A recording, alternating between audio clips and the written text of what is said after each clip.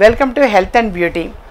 ఇప్పుడు తెలియచేసేటువంటిది దగ్గు ఇమ్మీడియట్గా తగ్గిపోవాలి అని అంటే సింపుల్ ఇంటి వైద్యం చిట్కా, ఎంతకంటే ఏం లేదు. కొన్ని మిరియాలు దంచి పాలల్లో వేసి మరగబెట్టి అవి వడపోసుకొని ఆ పాలు తాగితే చాలా చాలా మంచిది.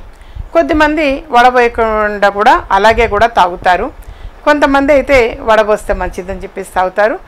అలా తాగలేని వాడు కొంచెం బెల్లం ముక్క కూడా వేసుకోవచ్చు. అందులో వేసి మరగబెట్టి అవి తాగితే త్వరగా దగ్గు తగ్గిపోతుంది.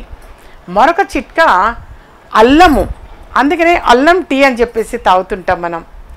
కొంచెం నీళ్ళల్లో అల్లం బాగా వేసి మరగనిచ్చి కొంచెం బెల్లం ముక్క కూడా వేసి అవి తాగితే కూడా అల్లం కషాయం అంటాం, అది తాగితే కూడా దగ్గు త్వరగా తగ్గుతుంది.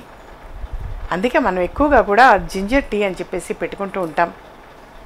అలా పెట్టుకోవటం కూడా అవి సేవించడం, అవి తాగటం కూడా చాలా చాలా మంచిది. మా ఛానల్ సబ్స్క్రైబ్ చేసుకోండి, మరి కొంతమందికి షేర్ చేయండి.